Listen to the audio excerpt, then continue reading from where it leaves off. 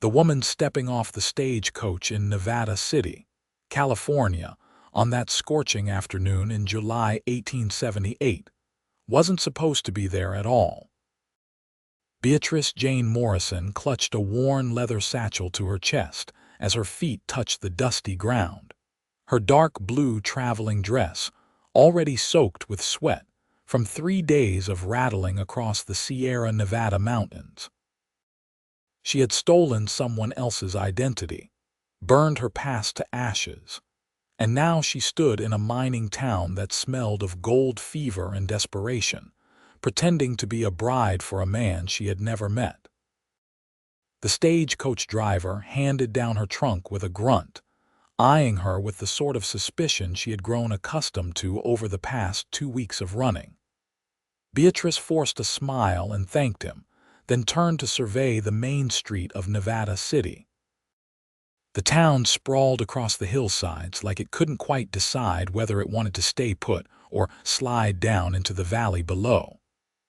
Buildings of wood and brick lined the street in uneven rows, their false fronts promising more grandeur than they delivered.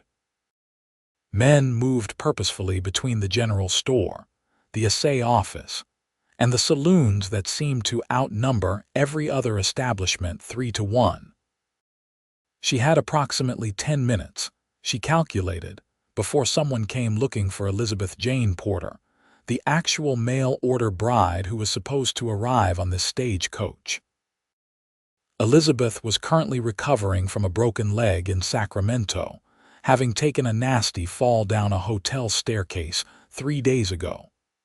Beatrice had been in the room next door, had heard the commotion, and had seen an opportunity that whispered of salvation. It was a terrible thing she had done, stealing Elizabeth's papers and her future. But terrible men had been chasing Beatrice from Philadelphia, and they would do far worse than steal if they caught her. Her uncle's gambling debts had become her burden when he died, and the men he owed had decided that a young woman of 22 could pay those debts in ways that made her skin crawl and her heart race with panic. So she had taken Elizabeth's correspondence with one Randall Nathan Corbett, rancher, and she had become someone else entirely. Miss Porter. A voice cut through her spiraling thoughts.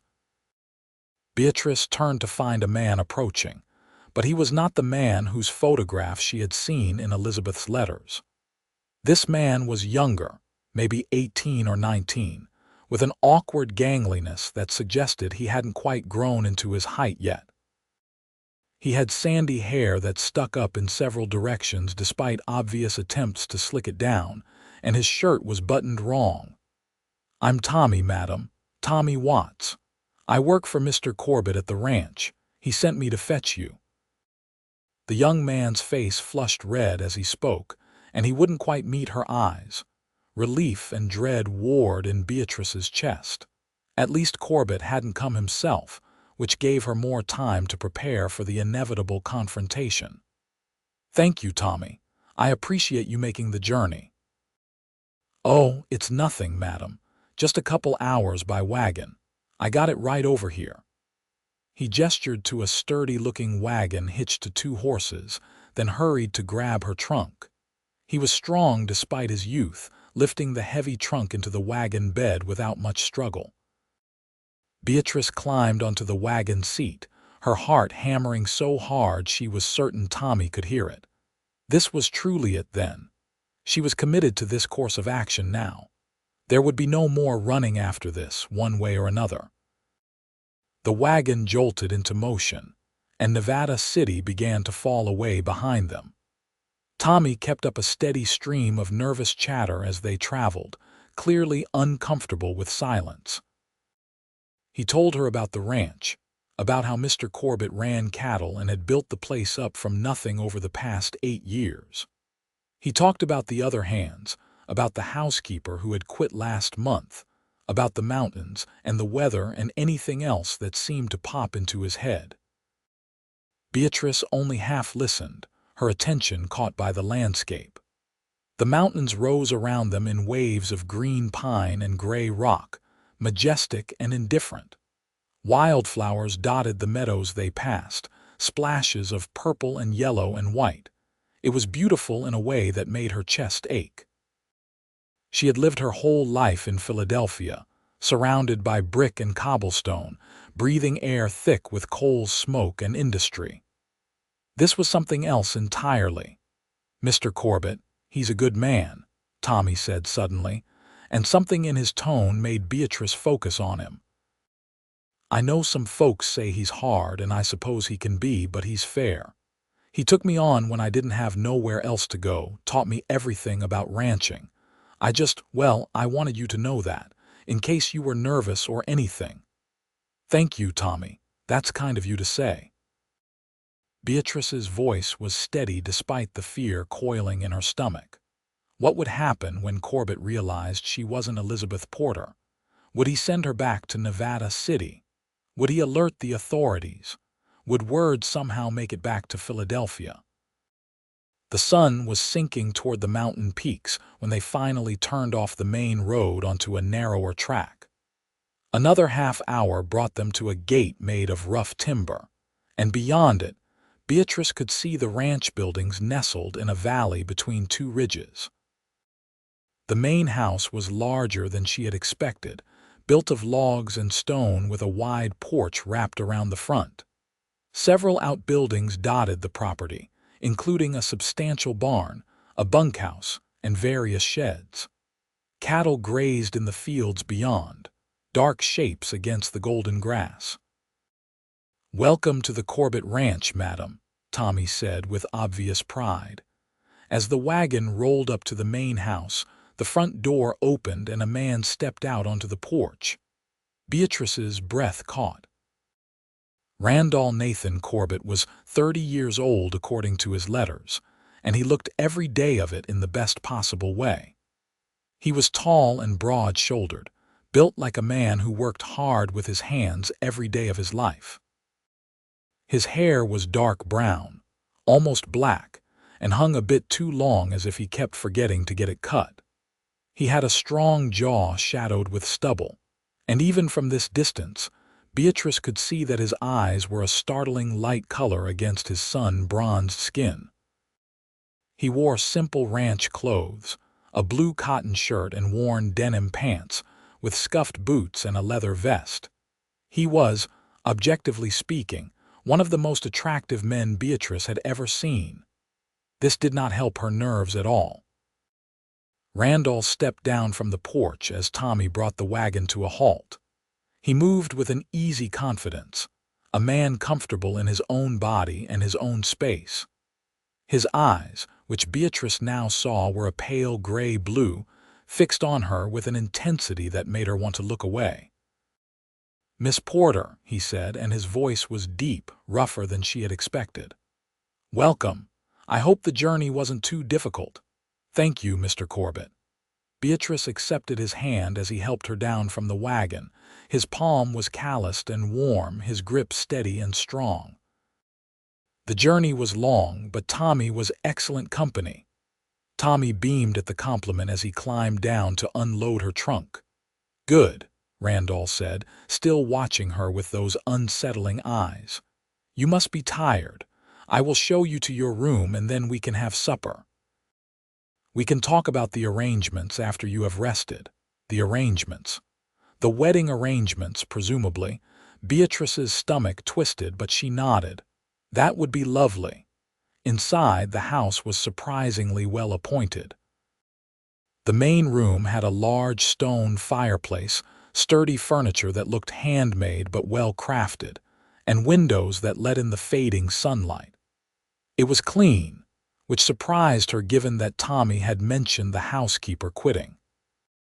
Several books sat on a shelf near the fireplace, and she caught sight of titles that suggested Randall Corbett was better educated than his rough appearance implied.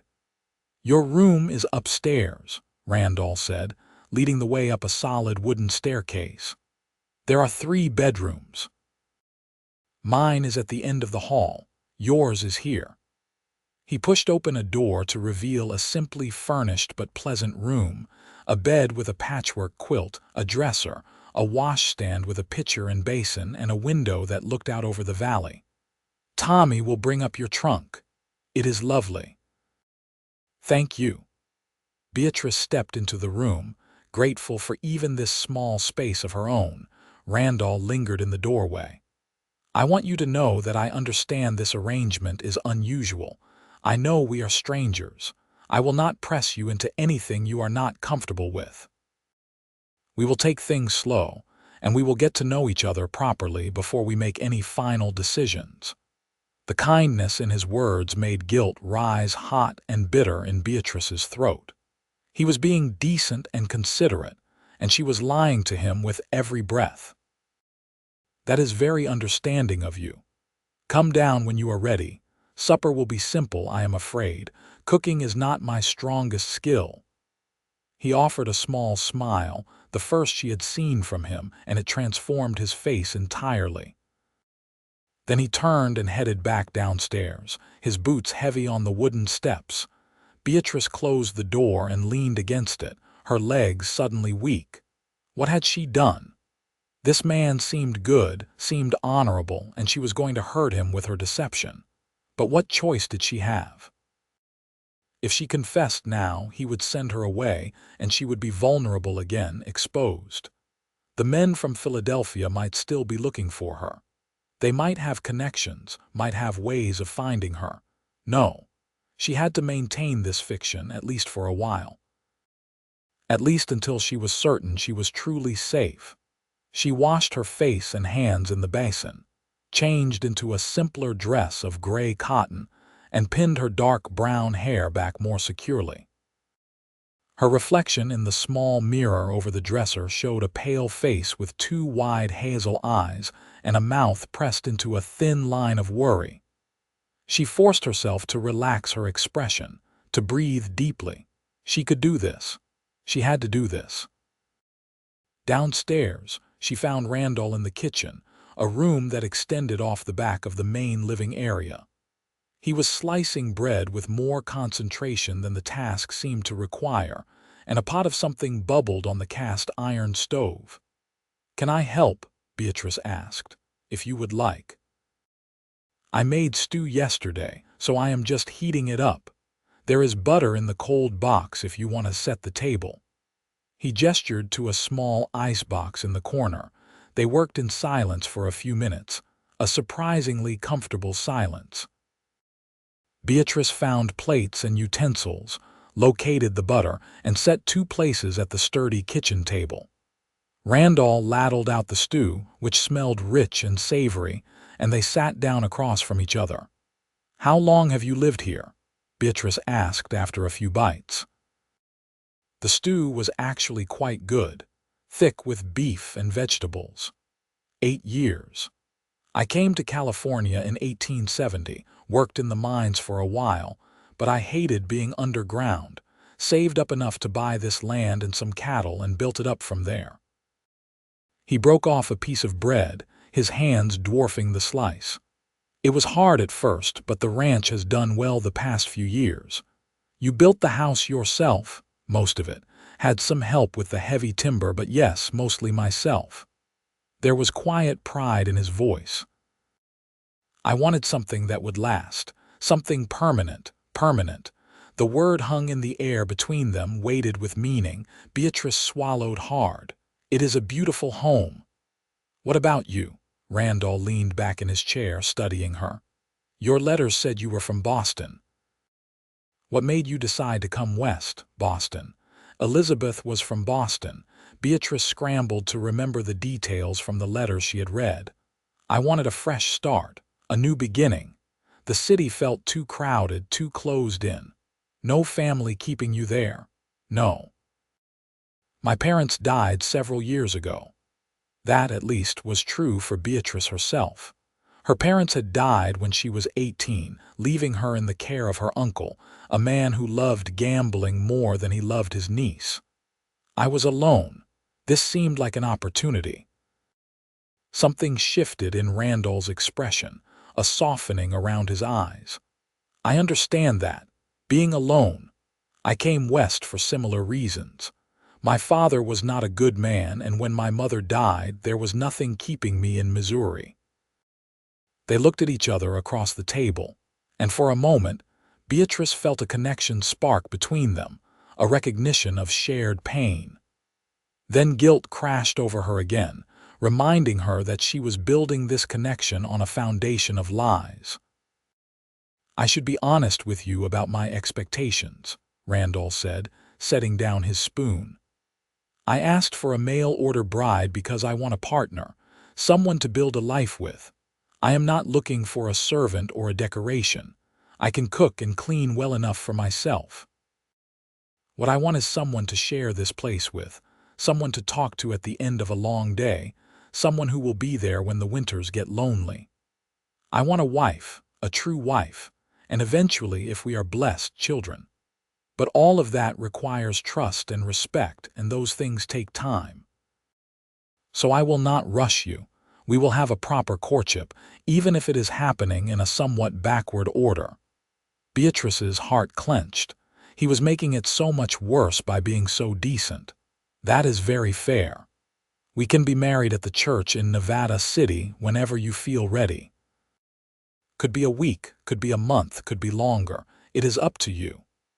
He stood and began clearing the dishes. "For now, you are a guest in my home and you are safe here. I want you to know that. Whatever you might have been running from in Boston, it cannot reach you here." The words were meant to comfort, but they hit Beatrice like a physical blow. He knew, or at least he suspected. She must not have hidden her fear as well as she thought. "I am not running from anything," she said, but her voice came out too quick, too defensive. Randall just looked at her, those gray-blue eyes seeing far too much. "All right. But if you were, you would still be safe here. That is all I am saying." He let the subject drop after that, and they finished cleaning up the kitchen together. Beatrice excused herself soon after, claiming exhaustion from the journey, which was not entirely a lie. She was exhausted, bone deep and soul weary from weeks of fear and running.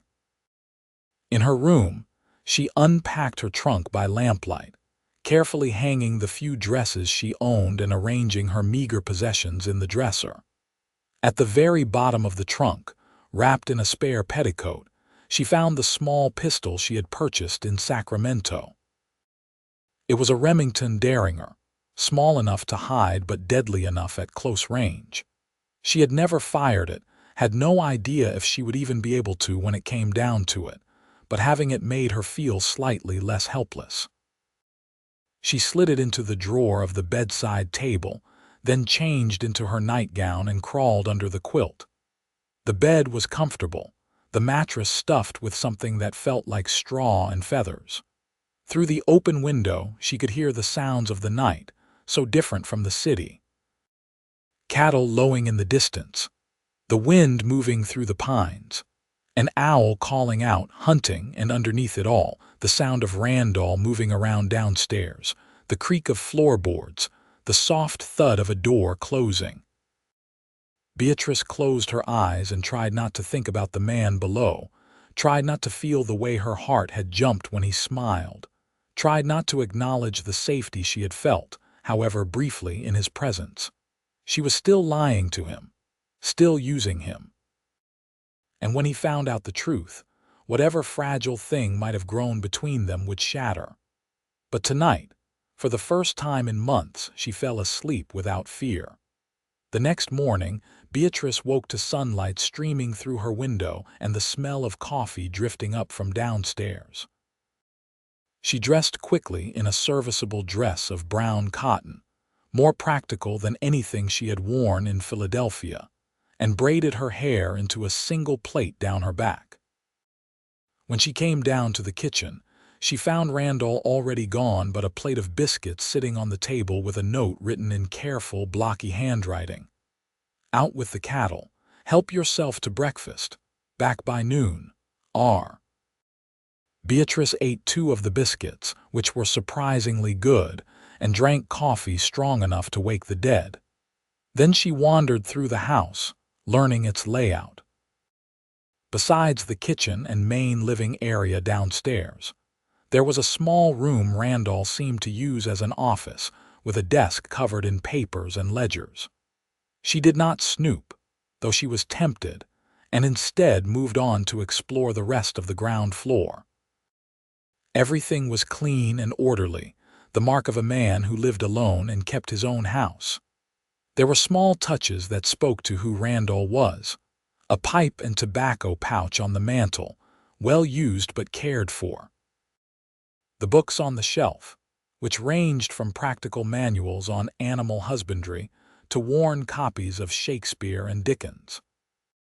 A photograph in a simple frame showing a much younger Randall standing next to a woman who must have been his mother, both of them unsmiling in the way of old photographs, but something in their stance suggesting affection. She was drying the breakfast dishes when she heard a rider approaching.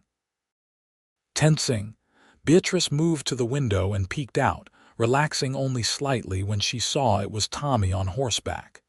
He dismounted and bounded up to the front door, knocking enthusiastically. "Morning, Miss Porter," he said when she opened the door. "Mr. Corbett wanted me to check if you needed anything from town. I am heading to Nevada City for supplies." "I think I am fine, thank you, Tommy." "You sure? We got a general store that has most everything. Dry goods, fabric, whatever ladies need." He was blushing again, clearly uncomfortable speculating about what ladies might need. Beatrice smiled despite herself. "Truly, I am well supplied, but thank you for offering. All right then. I will be back before supper." He started to leave, then turned back. "Say, Miss Porter, I am glad you are here. Mr. Corbett, he has been alone too long. It is good for him to have company." Before Beatrice could respond, Tommy had swung back onto his horse and was riding off down the track toward the main road. She stood on the porch, watching him go, her heart heavy with guilt once more. The rest of the morning passed slowly. Beatrice cleaned the kitchen, which hardly needed it, then ventured outside. The day was beautiful, warm but not hot, with a breeze that carried the scent of pine and grass. She walked around the property, keeping close to the house at first, then growing bolder as she saw no one else around. The barn was a magnificent structure, far larger than the house, with a high peaked roof and stalls for at least a dozen horses. Currently, only 4 occupied the stalls, including the 2 that had pulled the wagon yesterday. They nickered at her as she passed, and she paused to stroke the nose of a gentle-looking mare with a white blaze on her forehead. "You are a pretty thing, are you not?" Beatrice murmured, and the horse whuffed softly, pushing into her hand. "That is Daisy. She is the gentlest horse on the ranch." Beatrice spun around to find Randall standing in the barn doorway, silhouetted against the bright sunlight. Her heart, which had leaped into her throat at being startled, did not quite settle back down even after she recognized him. "I am sorry. I did not mean to intrude," she said. "You are not intruding. This is your home now, or it will be if you decide to stay." He walked into the barn, moving with that same easy confidence she had noticed yesterday. He had clearly been working. His shirt was stained with sweat and dust, and he smelled of leather and horses and sunshine. "Do you ride?" "I have, but not often, and not in several years. Not since before her parents died, when they still had money for such things. I can teach you if you would like. It is useful out here. Distances are too far to walk most of the time." He moved to Daisy's stall and pulled open the door. "Let me show you the ranch properly. If you are going to make a decision about staying, you should see all of it. Now, do you have somewhere else to be?" There was a hint of amusement in his voice, and Beatrice found herself smiling. "I suppose not. All right then." He led Daisy out of the stall and began saddling her with practiced efficiency. "Daisy can carry both of us for now. Once you are comfortable, we will get you your own horse." The casual assumption that she would stay, that she would need her own horse, should have annoyed Beatrice. Instead, it made something warm unfurl in her chest, something dangerously close to hope. Randall finished saddling Daisy and led her outside, then swung up onto her back in one smooth motion. He held out his hand to Beatrice. "Come on, I will pull you up." She hesitated for only a moment before taking his hand. His grip was strong and sure, and he lifted her up behind him as if she weighed nothing. She had to put her arms around his waist to keep from sliding off, and the intimacy of the position made her blush.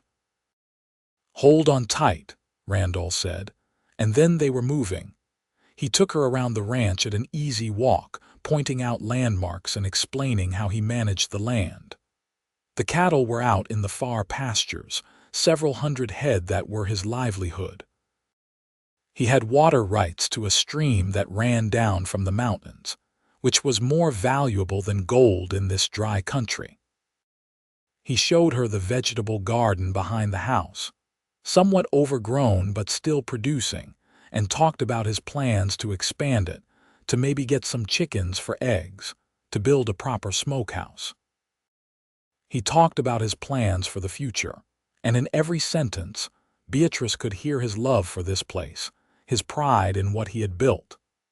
It was compelling and infectious, and she found herself drawn into his vision despite her better judgment. They rode up to a ridge above the house, and Randall stopped Daisy at the top. The view was breathtaking. The ranch spread out below them, the house and outbuildings looking small and neat in their valley. Beyond, the mountains rolled away in every direction, purple and blue in the distance, crowned with snow even in July. "This is my favorite spot," Randall said quietly. "When I first saw this land, I stood right here and I knew I had to have it. I knew I could build something that mattered. Something permanent." There was that word again. Permanent. Beatrice looked at his profile, the strong line of his jaw, the way his eyes softened as he gazed out over his land. She thought about how nothing in her life had ever been permanent, how everything had always been shifting sand beneath her feet. Her parents' death, her uncle's debts, the men chasing her. Even her name now was borrowed, stolen from someone else. "It is beautiful," she said, and meant it. Randall turned his head to look at her, and their faces were suddenly very close. She could see the exact color of his eyes, blue-gray like a winter sky, and the small scar that cut through his left eyebrow. His gaze dropped to her mouth, just for a second, and Beatrice's breath caught. Then Daisy shifted beneath them, breaking the moment, and Randall looked away. "We should head back. I need to check on the hands in the south pasture." The ride down the ridge was quiet but not uncomfortable. When they reached the barn, Randall helped Beatrice down, his hands warm on her waist, lingering just a moment longer than necessary. "Thank you for showing me around," Beatrice said, looking up at him. "You are welcome. I meant what I said last night. I want you to feel like this is your home." He brushed a strand of hair back from her face, his calloused fingers gentle against her cheek. "I know this arrangement is strange. I know I am essentially a stranger to you, but I hope we can change that." "I hope so too," Beatrice whispered, and she was startled to realize she meant it. Over the next 2 weeks, a routine developed. Randall would rise early and go out to work the ranch. Beatrice would make breakfast, which he sometimes stayed for and sometimes missed, depending on the work. She would spend her mornings exploring the property, reading from Randall's collection of books, or working in the overgrown vegetable garden, coaxing the plants back into order. In the afternoons, Randall would return and they would eat lunch together. Then he would teach her things. How to ride properly, starting with Daisy and eventually moving to a smaller gelding named Scout that Randall said would be hers. How to shoot, taking her out past the barn and setting up bottles on a fence post, showing her how to hold the rifle, how to sight, how to breathe and squeeze the trigger. She was terrible at first, but he was patient, standing behind her to correct her stance, his arms around hers as he guided the rifle barrel up. How to identify the different plants that grew in the mountains, which ones were edible, which ones were medicinal, which ones were poisonous. How to read the weather by watching the sky and the animal behavior. How to rope a fence post, the lasso spinning through the air like something alive in his hands, though her own attempts were less graceful. In the evenings, they would make dinner together, talking about their days, about books they had read, about their pasts, though Beatrice always had to be careful, always had to remember to pull from Elizabeth's history rather than her own. Then they would sit on the porch as the sun set, and Randall would smoke his pipe while Beatrice read aloud from whatever book had caught her fancy that day. It was peaceful. It was sweet. And Beatrice was falling in love with him, which was absolutely the worst thing that could happen. She tried to fight it, tried to maintain some emotional distance, but Randall made it impossible. He was kind without being soft, strong without being domineering.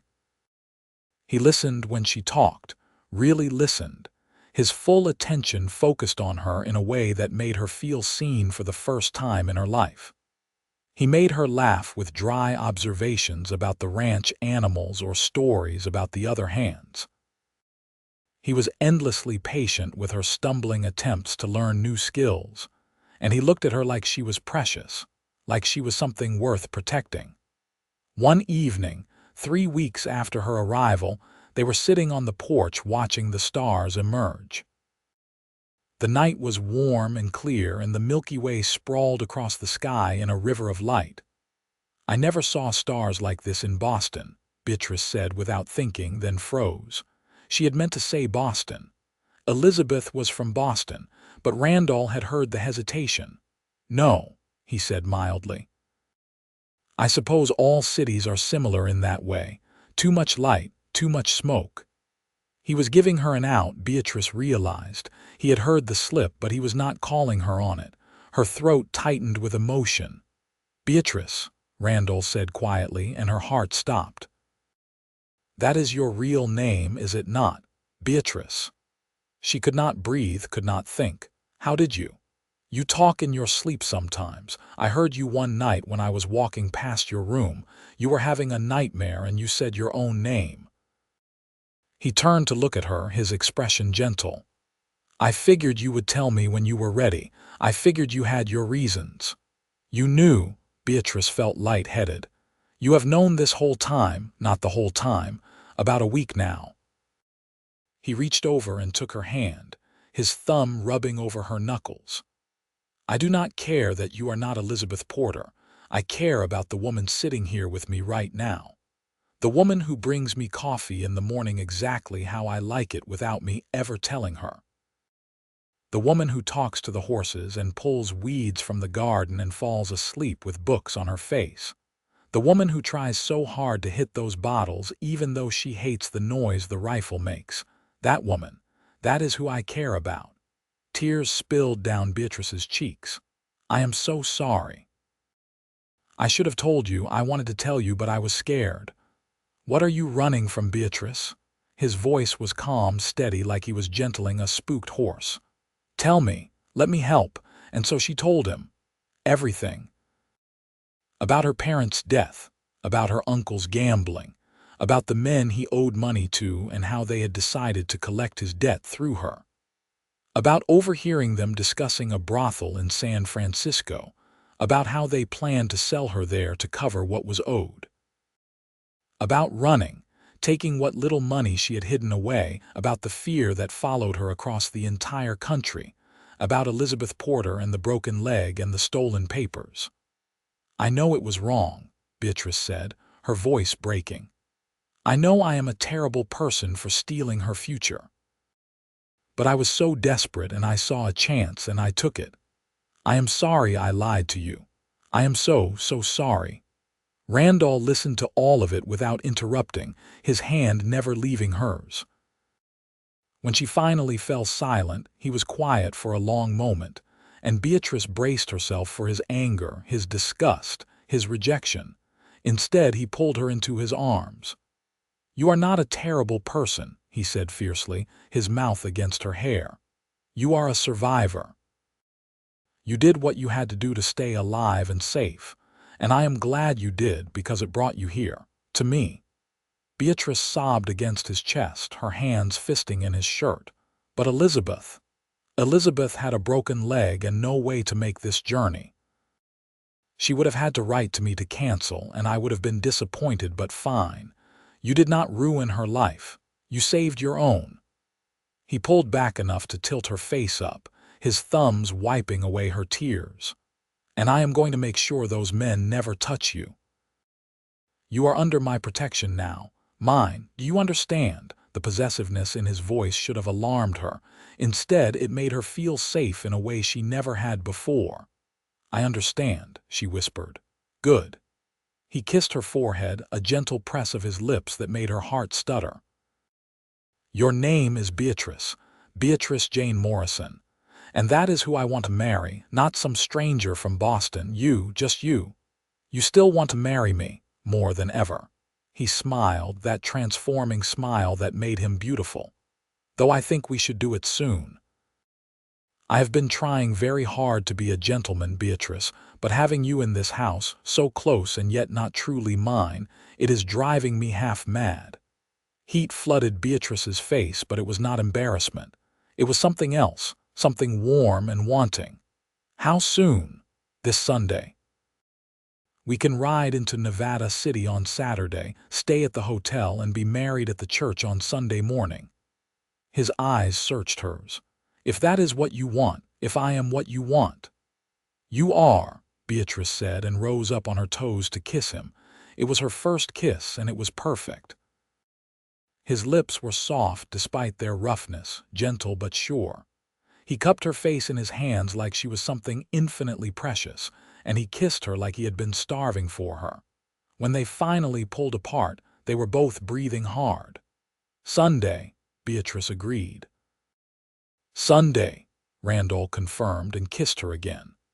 They rode into Nevada City on Saturday afternoon, Randall on his big bay gelding and Beatrice on Scout. The ride took less time on horseback than it had by wagon, and they reached the town while the sun was still high in the sky. Randall insisted on buying Beatrice a new dress for the wedding, something that made her protest about the expense, until he informed her that he had more money saved than she probably thought, and he would spend it how he damn well pleased. The dressmaker, a French woman named Madame Bellamy, had a ready-made dress in a beautiful deep blue silk that fit Beatrice almost perfectly with just a few quick alterations. It was the finest thing Beatrice had ever worn, and looking at herself in the mirror, she hardly recognized the elegant woman staring back at her. "You are beautiful," Randall said from behind her, his reflection meeting hers in the glass. "You have always been beautiful, but in this, you are stunning." That night they stayed in separate rooms at the hotel, propriety maintained for one last night.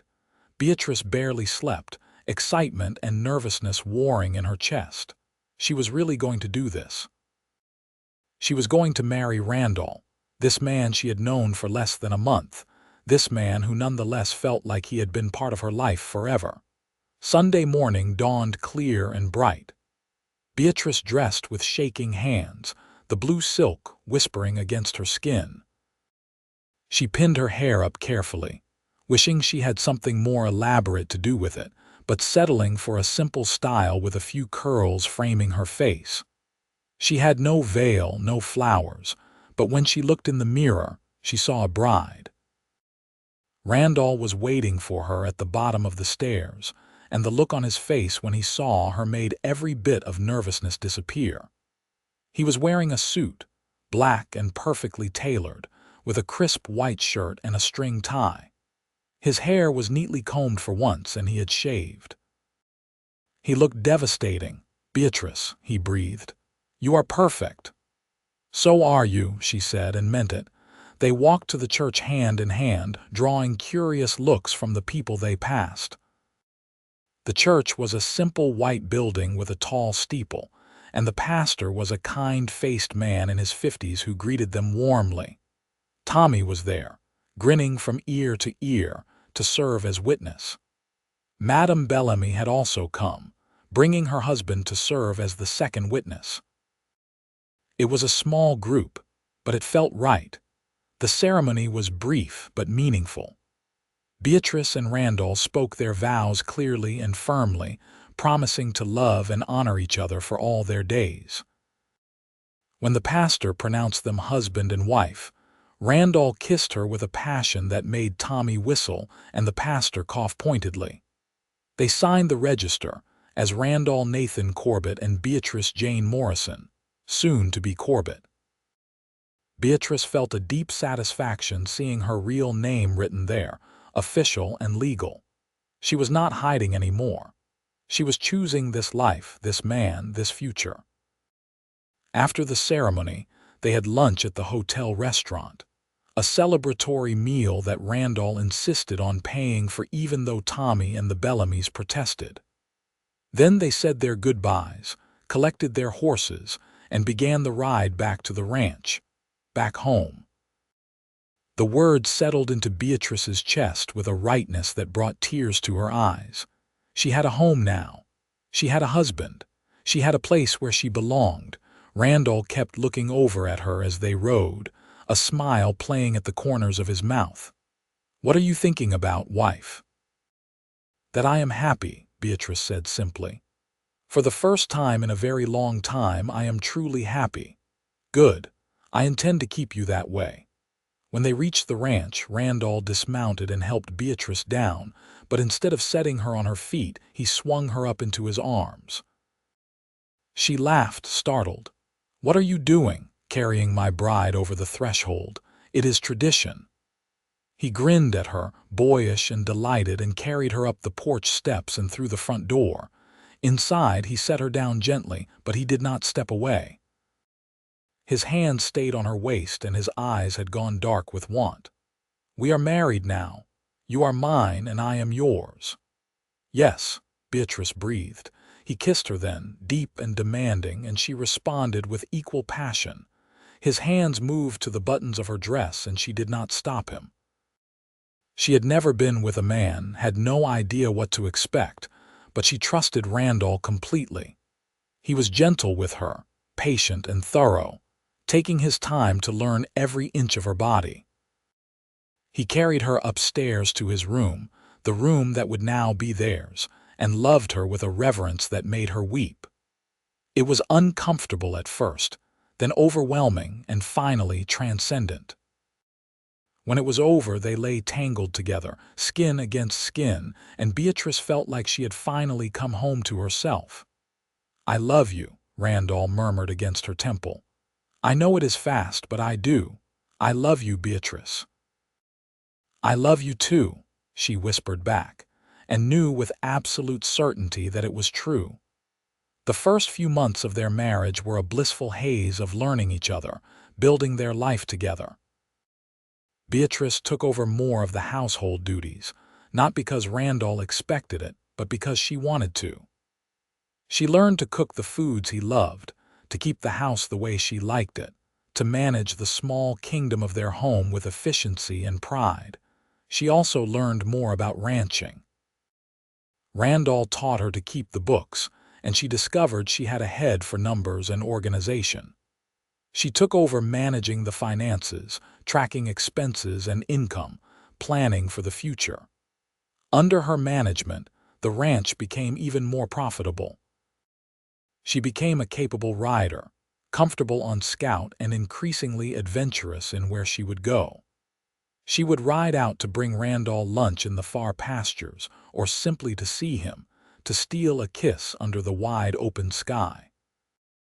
Tommy became a frequent presence at their dinner table, and Beatrice developed a sisterly affection for the boy.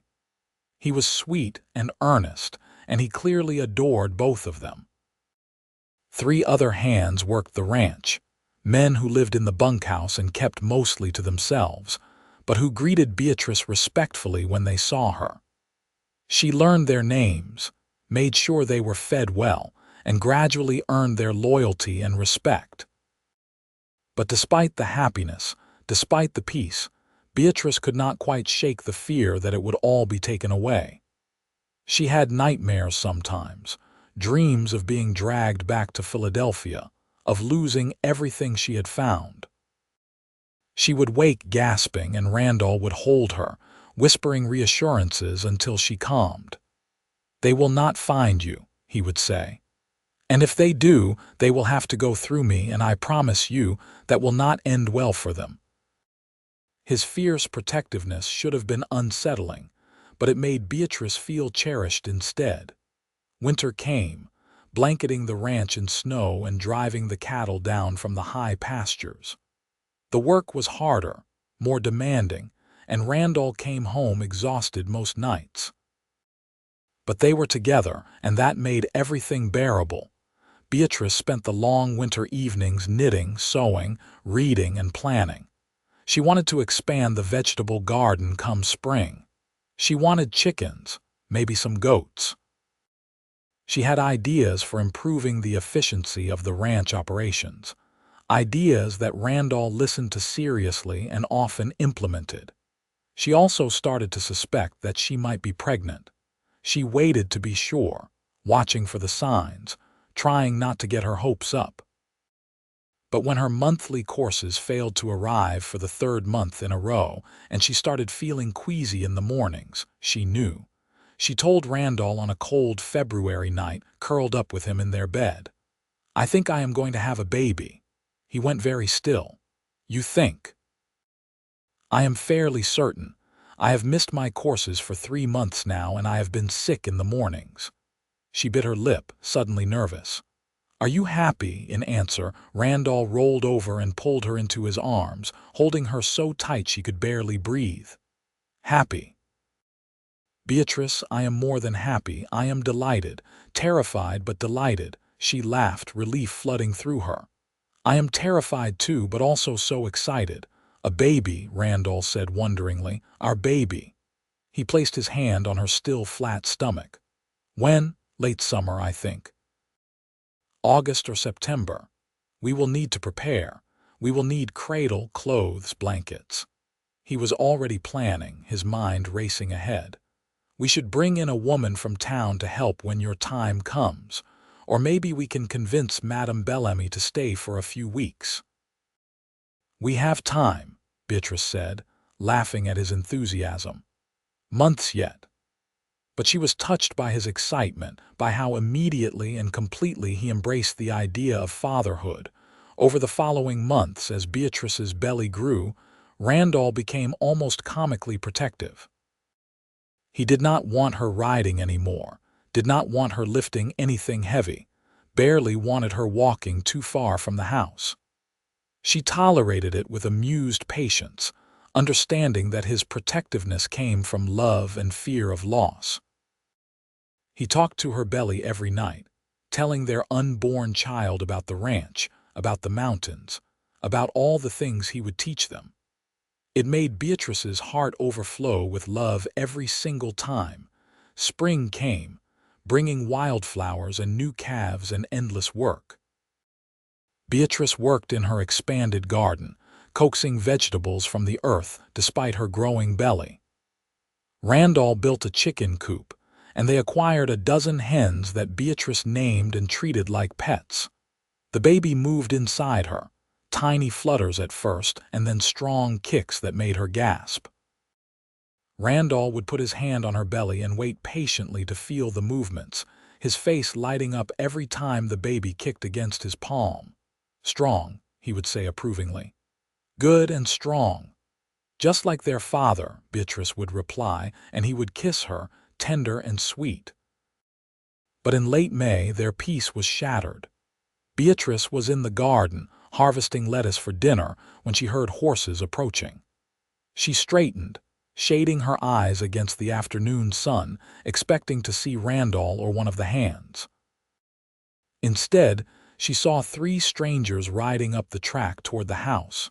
Her blood turned to ice. She recognized the man in the lead. Harold Grimes, one of her uncle's creditors, one of the men who had discussed selling her to a brothel like she was property to be traded. He had found her. Beatrice dropped the lettuce and ran for the house, her pregnant belly making her clumsy. She burst through the door and went straight for the rifle that Randall kept loaded by the fireplace. Her hands shook as she grabbed it, checking the load, her heart hammering so hard she thought it might burst. She heard the horses stop outside, heard boots on the porch. The knock on the door was perfunctory, demanding. "Beatrice Morrison," Grimes called out. "We know you are in there. Come out, and this does not have to get ugly." "Go away," Beatrice shouted back, raising the rifle to point at the door. "You have no claim on me. Your uncle owed us money. That debt passes to you. You are coming back to Philadelphia with us, one way or another. Like hell she is." The voice came from behind the men, and Beatrice's knees went weak with relief. Randall sat on his horse just beyond the porch, and he was holding his own rifle, pointed directly at Grimes. Tommy and two of the other hands flanked him, equally armed. "This is private property, and you are not welcome," Randall said, his voice cold and hard in a way Beatrice had never heard before. "You have about 3 seconds to get back on your horses and leave before I shoot you for trespassing." "This is not your business, friend," Grimes said, but there was uncertainty in his voice now. "The woman stole from us. We are just here to collect what we are owed." "The woman is my wife," Randall said, ice in every syllable. "And she does not owe you anything. Her uncle's debts died with him." "They do not transfer to her. That is not how the law works." "The law," Grimes laughed, but it was nervous. "We are a long way from any law, friend." "That is true, which means no one will care much if you three disappear into these mountains. Men get lost out here all the time, bodies never found." Randall cocked his rifle, the sound sharp and final. "Now you can leave on your own, or I can make you leave. Your choice, but my wife is not going anywhere with you." For a long, tense moment, nobody moved. Beatrice held her breath, the rifle heavy in her hands, praying this would not turn violent. Then Grimes swore and turned to his horse. "This is not over." "Yes, it is," Randall said flatly. "If I see you anywhere near my property, near my town, or near my wife again, I will kill you." "That is a promise. Now get the hell out of here." The 3 men mounted up and rode away, faster than they had come. Randall and the hands kept their rifles trained on them until they were out of sight. Only then did Randall dismount and stride up onto the porch. Beatrice met him at the door, tears streaming down her face. He took the rifle from her shaking hands and pulled her into his arms. "You are safe," he murmured. "I have you, you are safe." "How did you know to come?" she gasped against his chest. "Tommy saw them riding up the track, recognized they were strangers. He came and found me." Randall pulled back to cup her face. "Did they hurt you? Did they touch you?" "No, I ran inside. I got the rifle." She was shaking uncontrollably now, reaction setting in. "Good girl. Brave girl." He kissed her forehead, her cheeks, her mouth. "Come inside. You need to sit down." He guided her to the sofa, wrapped her in a blanket despite the warmth of the day, and made her tea with hands that were almost as unsteady as hers. Tommy and the hands came inside too, concerned and angry on her behalf. "We will set up a watch," Randall said, his jaw tight. 2 men on guard at all times, especially at night. Those men might come back." "You really think they will?" Tommy asked. "I do not know, but I am not taking chances." "Not with Beatrice and the baby." Randall sat next to Beatrice, pulling her against his side. "We will also send word to the sheriff in Nevada City. I want those men arrested if they show up in town." Over the next week, the ranch operated under a state of heightened alert. Guards were posted. Weapons were kept close at hand. Randall barely left Beatrice's side, and when he did, he made sure someone else was with her. But Grimes and his companions did not return. A week stretched into 2, then a month, and gradually the tension began to ease. The sheriff in Nevada City reported that 3 men matching their description had been seen taking the stagecoach back to Sacramento. It seemed they had given up. Beatrice wanted to believe it, wanted to let herself relax, but some part of her remained vigilant, waiting for the other shoe to drop. Randall noticed, of course. He always noticed. "They are gone, Beatrice. You are safe." "How can you be sure?" "Because they are cowards who prey on women alone. They cannot touch you here, not while I am alive." He took her hand, brought it to his lips. "You need to stop worrying. It is not good for you or the baby." He was right. She knew he was right. So she tried to let go of the fear, tried to embrace the peace she had found. And slowly, gradually, she succeeded. The baby came on a sweltering day in late August, arriving earlier than expected and with far more drama than Beatrice would have liked. Her water broke while she was hanging laundry, and within an hour, the pains were coming hard and fast. Madame Bellamy had agreed to come stay for the birth, but she was not due to arrive for another 2 weeks. Instead, Randall sent Tommy racing to Nevada City to fetch the town's midwife, a capable woman named Mrs. Chen, while he stayed with Beatrice, holding her hand and looking terrified. "You are going to be fine," he kept saying, but Beatrice was not sure if he was reassuring her or himself. "Women have babies every day," Beatrice gasped between contractions. "I am going to be fine." But she was scared too, deep down. Her mother had died in childbirth, delivering a stillborn baby boy when Beatrice was 10. The memory haunted her now, filling her with dread. Mrs. Chen arrived in record time, a small Chinese woman with graying hair and calm, competent hands. She took one look at Beatrice and started issuing orders in accented but clear English. Water, clean sheets, towels, a sharp knife, string. Randall obeyed without question, though he refused to leave the room despite Mrs. Chen's suggestion that births were women's business. "She is my wife. That is my child. I am staying," he said flatly, and Mrs. Chen just shrugged. The labor was long and brutal. Hours passed in a haze of pain that Beatrice had not imagined possible. She screamed, she swore, she begged for it to be over. Randall stayed by her side the entire time, letting her crush his hand, murmuring encouragement even though she could see the fear in his eyes. Finally, as the sun was setting outside the window, Mrs. Chen told her to push. Beatrice bore down with everything she had, and suddenly, blessedly, the pain eased. And then there was a new sound filling the room, a baby's cry. "A boy," Mrs. Chen announced, holding up a small, squirming, red-faced infant. "A strong boy." Beatrice laughed and sobbed at the same time, overwhelmed with relief and joy. Randall was staring at their son with an expression of absolute wonder. Mrs. Chen cleaned the baby quickly and efficiently, then wrapped him in a soft blanket and placed him in Beatrice's arms. He was perfect. Tiny and wrinkled and perfect, with a fuzz of dark hair and eyes that would probably be blue like his father's. "Hello, little one," Beatrice whispered, touching his soft cheek with one finger. "Hello, my sweet boy." Randall leaned in close, one arm around Beatrice, one finger held by the baby's impossibly small hand. "He is perfect. You are perfect. Thank you, Beatrice. Thank you." They named him Jacob after Randall's mother's father with the middle name of Daniel, Jacob Daniel Corbett.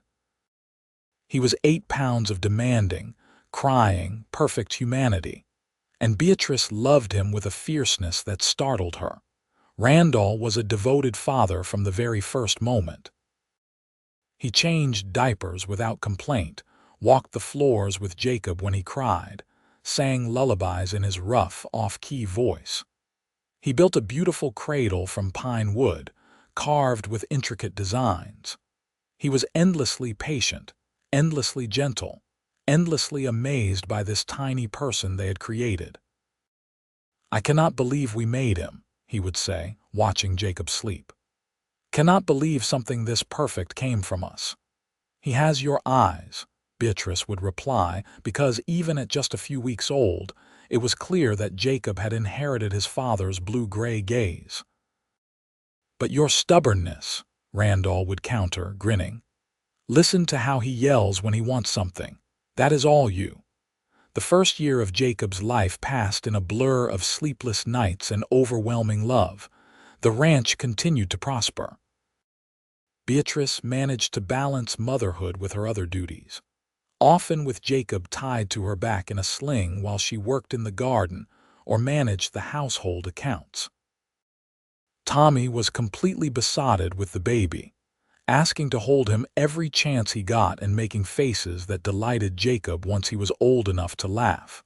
On Jacob's first birthday, they had a small celebration, just the Hands and Madame Bellamy and the pastor from town. Jacob smashed his face into a small cake that Beatrice had made, covering himself in frosting and making everyone laugh. That night, after Jacob was asleep and the house was quiet, Randall pulled Beatrice into his arms on the porch, their customary evening spot. "A year ago you were round as a pumpkin and complaining about your swollen feet," he teased. "I was not complaining. I was merely observing facts," Beatrice retorted, but she was smiling. "You are happy?" Randall asked, suddenly serious. "Truly happy?" "Randall, I am happier than I ever imagined I could be. I have you, I have Jacob, I have this beautiful home and this beautiful life.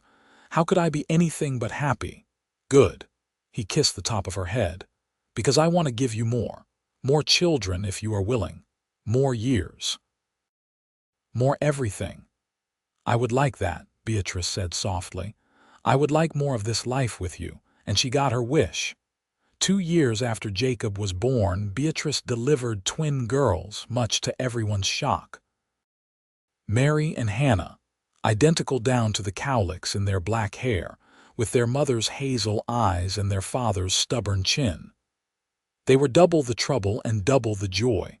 Randall expanded the house, adding 2 more bedrooms and a larger kitchen.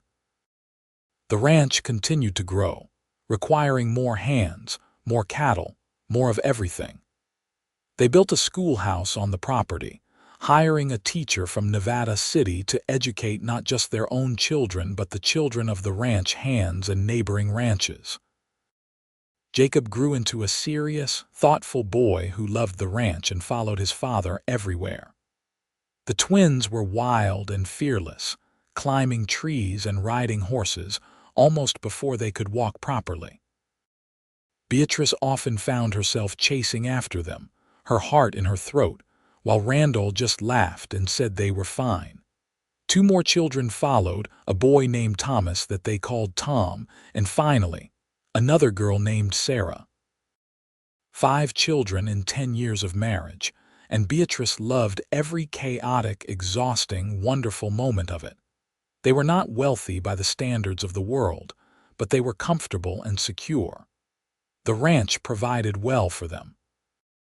They had food on the table, clothes on their backs, and love in abundance. The threat of Grimes and the Philadelphia debt faded into distant memory. Beatrice learned to sleep without nightmares, to live without looking over her shoulder. She had found her place to stop running, and she had built a life there that was more than she ever dreamed possible. On their 15th wedding anniversary, Randall took her back up to the ridge above the ranch, the place where he had told her it was his favorite spot all those years ago. The children were old enough now to be left with Tommy, who had become an indispensable part of their family despite now being in his 30s. They sat on a blanket looking out over the valley, the ranch buildings small below, the mountains endless around them. "Do you remember the first time I brought you up here?" Randall asked, his arm around her shoulders. "I do. You talked about building something permanent." "I did. And we have we not? This ranch, this family, this life. It is everything I wanted and more than I dared to hope for." He turned to look at her, and his eyes were soft with emotion. You gave me all of this, Beatrice. You walked into my life pretending to be someone else, and you ended up being exactly who I needed. You saved me, Beatrice said, her throat tight. I was running and terrified, and you gave me a place to stop. You gave me a home.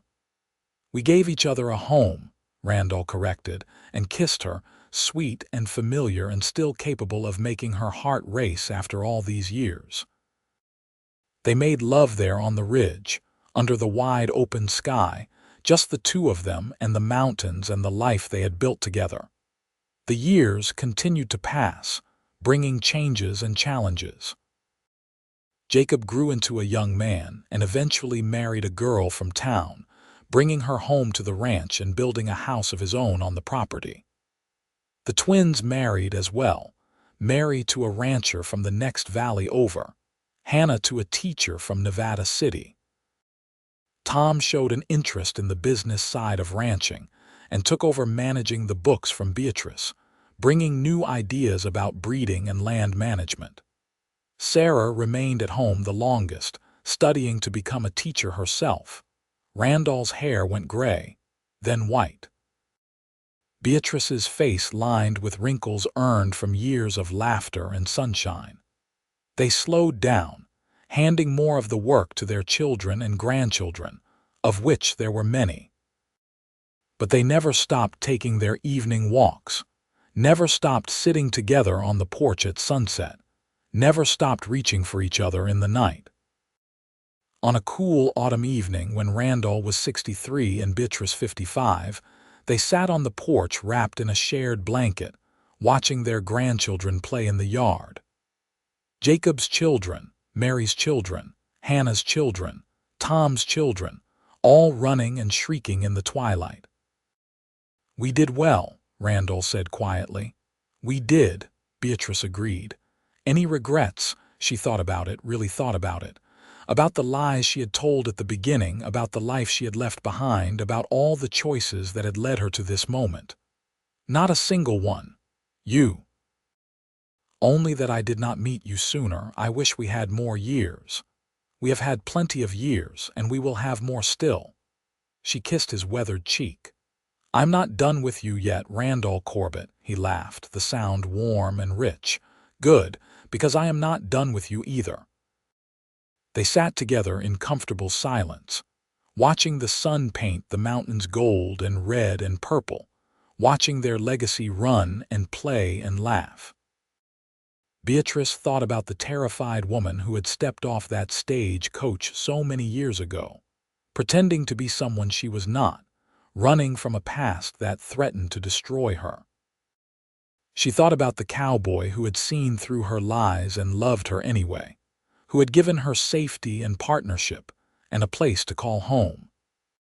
She thought about all the years between then and now, the struggles and triumphs, the children born and raised, the life built together from nothing but determination and love. And she knew with absolute certainty that she would not change a single moment of it. This was her life. This was her home. This was where she had stopped running and started living, and it was perfect.